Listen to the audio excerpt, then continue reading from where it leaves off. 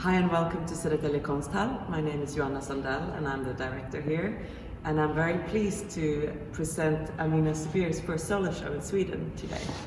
Hello everyone, I'm happy to be at Södertälje konsthall to present my first solo show. I'm a visual artist from Algeria and the show is titled Amina Zoubir Taking a Stance on Berber Queen, History and Mythology. I wanted through my research and my artistic practice to underline the most important feminine figure in Algeria, also in North Africa, and to understand how can we empower the woman body in that territory to make sure that we can share our history, our legacy, and also our myth and mythology through different imagery that used to be shown in different ways. So this exhibition is open to everyone. It is important that we share this knowledge with other generation and other public audience, even like outside of Algeria or North Africa. So I'm happy to be in Sweden at Södertälje konsthall to show the exhibition. So Amina, in your works there's quite a few queens from histories back in time. Can you tell me a bit about how you started working with this research and how you found these images? Well, my first question about these Berber queens through my different research, I started actually to look for Tin Hinan body skeleton, because when I was younger I visited the Bardo Museum, and since it was renovated, all the collection of the museum were removed, and I was like a bit disappointed for not finding this feminine figure in the Bardo Museum. So I started my research like 3 years ago, and much more before, maybe through that point of the departure of that research was through this event of not finding the bones of Tin Hinan, or what remains from her body and her bones, and not finding these traces of Tin Hinan makes me thinking about how do we manage to empower the feminine figure body, and how we make sure that we can have a kind of legacy to transmit to the generation. So if these feminine figures are not present in the museum, it is difficult to have a transmission.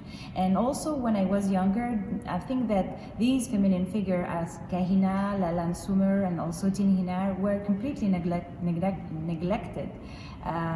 These feminine figures were completely neglected in the Algerian education schools. So I started my research quite about this different event happening through my history, my experience as a woman in Algeria, and I started to look for different women that used to have a certain position of power and influences on the society. So I discovered that Kahina was like leading troops against the Arab invasion during the 7th century, and Tin Hinan escaped from the Romans' oppression around the 4th century, and Lalla N'Soumer was one of the influential figure against the French colonial conquest between 52. She was like having a strong resistance about the conquest of that territory during that time. So for me it was really important to find like powerful feminine figures in order also to understand the position of women in contemporary society of Algeria, and also to understand what was produced in the colonial period in terms of toxic erotism around this figure of the colonial postcard, because actually I thought that it was necessary to rebuild this sacred woman body through different imagery, and my position as an artist was also to analyze, rework and rethink these colonial postcards. So I'm presenting here at Södertälje Konsthall an installation with the feminine figure much more important in North Africa as Berber queens.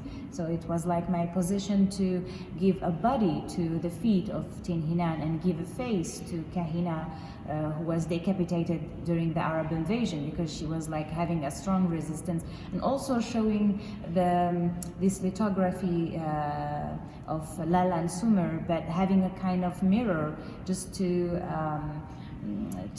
make the point of the gun, because she was actually resisting with different troops, army troops, to be much more efficient. She was like handling a gun. So I created image of those feminine, strong feminine figures. Also to understand that, I mean, to dominate the native Algerian, the strategy of war was also to give different ways of humiliation, but also to destroy these feminine figures, these strong feminine figures. And by having this kind of post-erotical, post-colonial, colonial postcards, it was interesting for me to underline this structure of showing the woman body in North Africa. So my position was, how can I have like a distance of those imagery that I found through my research, and how can I have a new proposal and maybe show a new erotism, because erotism cannot just be shown by men, it can also be shown by women. So I'm creating kind of new images to show also that there is a possibility to create other forms of erotism and other forms of woman body imagery through what was happening in the past, and how can we also create new forms as artists to through this process of creativity, and how can we transmit this knowledge and this new aesthetic, and not just like have this past aesthetic, and to have the remembrance of I'm actually against this way of remembrance of the colonial period, in a way that it was really destroying an identity. And for me, as Frantz Fanon said, you have to regain your own identity through a certain process of resilience, through a certain process of thinking, of just being yourself and trying to reconquer your identity is a way that you can be in the world. And how can you also have like the difference, underline the difference to make your own difference acceptable by the others in the world, actually. In the works of Ernest Mancoba and Sonia Farla Mancoba, we see many of these ancient artworks from African countries, mainly West African countries, and then in Ernest's works, this is mediated and new images are created. Amina, how has the process been for a female artist in the year 2020 to work with these images, would you say? How do you work with the question of violence, for example, in the images that you create? Because I would say that maybe Sonia and Ernest, there's a sensuality in the way that they are working with these ancient works. How is your process? Because of course there's quite a kind of political activism in your artworks. Could you explain this process of finding the tonality or the exact sort of way of presenting these images in a new way? It is important for me to to analyze this violation, physical and mental violation, through this imagery. I mean, erotic colonial postcards were actually photographs from orphans, so most of them were teenagers, ladies that used to don't have parents, or maybe they were like just having this kind of position because they couldn't have any protection. So this was also part of the violence that the society used to attract on the woman body. And of course the colonial war strategies about how to dominate the natives was also applied through women, against woman body, against this sacred position of giving birth or giving a kind of strength to the woman body. So it was interesting to analyze those colonial postcards, the violence, the physical and the mental violation of these bodies, and to understand how can I deconstruct them, how can I analyze them, and how can I work them to present, of course, some different fragment of these, but in a way that I can also have a kind of reappropriation of these images, and I can use them my own way, with my own sensitivity and my own way to see erotism as well. And so I just like reappropriate these postcards from different research that I found in different books, in different resources. So I just show like a kind of maybe dystopia of this kind of utopic imagery, because I mean we knew that it was images in kind of fantasy way of seeing and showing the woman body. So it was important to not just deconstruct but to rework and to show not just this kind of utopic images, because of course it was not just an utopia. For me it is a dystopia, even it was happening in the past. There's a lot of repetition in your work. There's a wallpaper where an image is being repeated, and in the collages as well we see a certain repetition of theme and of deconstruction. Could you tell me a bit about why do you choose to repeat certain images in your work? You have to think about these images again and again and again. So it's a kind of renewness each time, and creativity, I think, come from that idea of using what you have already and working and rework and show it again. So repetition also, it is a concept that it used in everyday life, and I think that this is what I wanted to underline through the collages: repetition of a different time, of a different erotism, and of course of different body. I'm also thinking about repetition as a kind of movement.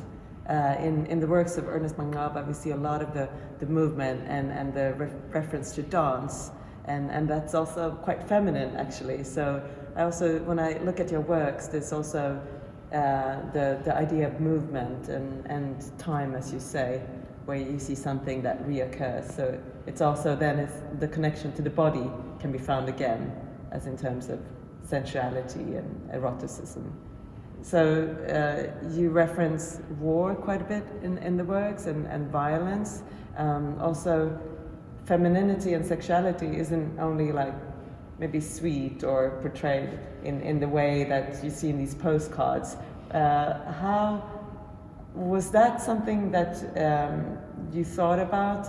How do I counteract the violence through the images that I create? Could you I mean, that's a sensitive and difficult topic, but where do you start working with something like that? I think this question of violence is also contemporary, because our contemporary societies are violent in a way that we are facing different political and social issues in Algeria, in North Africa, and this is not related just to religion. It is also applied to different codification, different traditions, and for me, like, this kind of violence can be shown during different body gesture.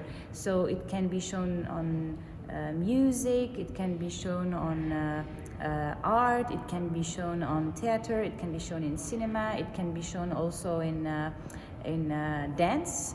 And when you have like different body interacting between themselves, it is important to find a kind of order in the chaos. So maybe I just wanted to underline my own order in that chaotic perception of the violence, and I thought that my position as a woman artist in the Algerian society helped me a lot just to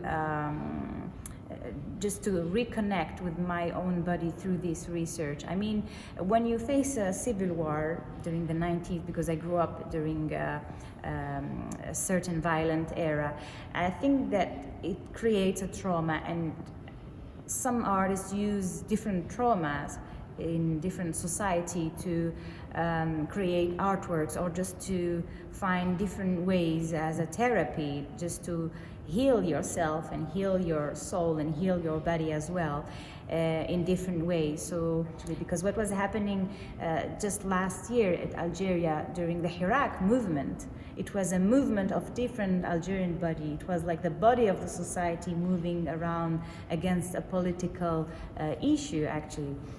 So this is interesting, but it's also interesting to talk about the gender issue in contemporary society of Algeria. So I've done a work through different performances, through different body gesture, where I took the place of different men in the urban spaces. It was at the Moorish Cafe, Moorish Cafe salon. It was at the hairdresser, hair salon. It was in the street. It was in the soccer stadiums. It was on the beaches. It was there was 6 performances, and the other one was in the cloth market, selling underwears in lace for men.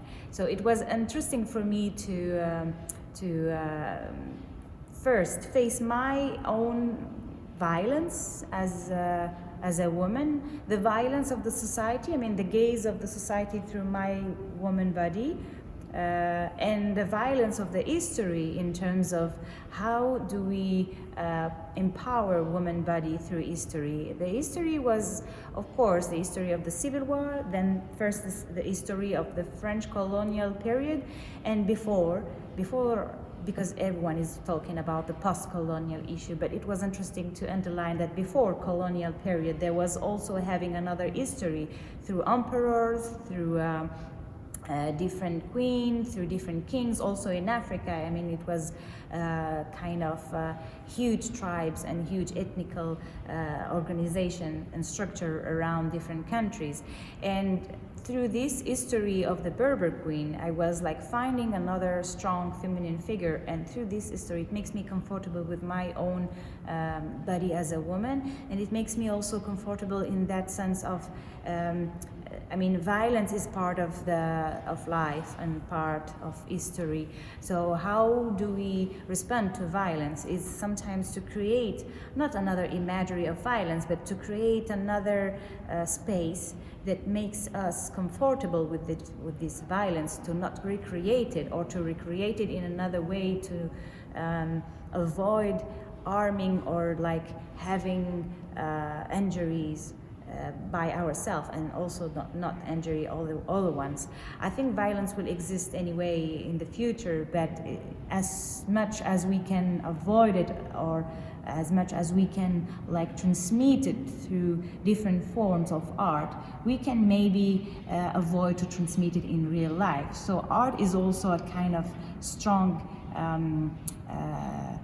way of catharsis in the society, and also with the artists. I mean, art is something, is not just something, of course. It is something that bounded people between themselves, but also it is maybe about my feeling on the Ernest Mancoba arts was just a way that art show our humanity, and how can we be together, and how can we have this link to make sure that we don't lose this link is maybe the transmission and maybe the transmission of this emotion of being human beings.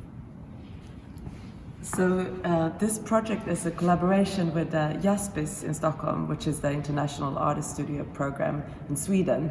Amina, what has it meant to have this period of studio practice in Sweden? Have you used Swedish archives and museums, or has it more been a time for seclusion and quite obviously a very productive period for you?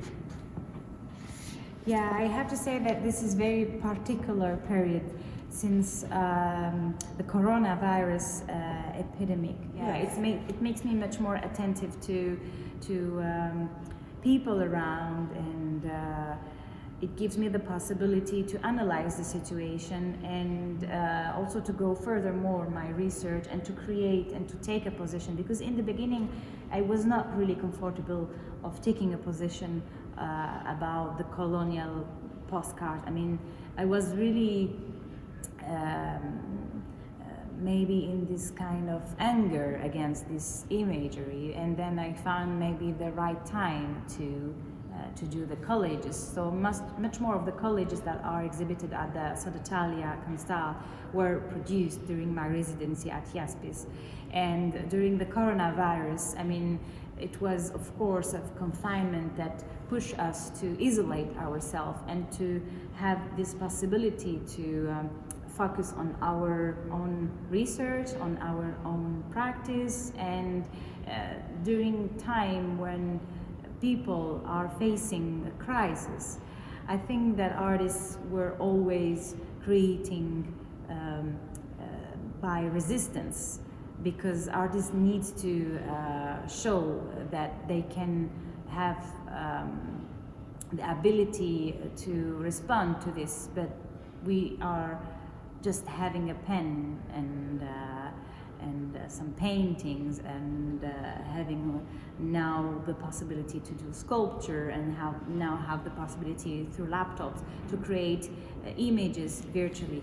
So I think art is for me a kind of resistance through the against the terror, against the violence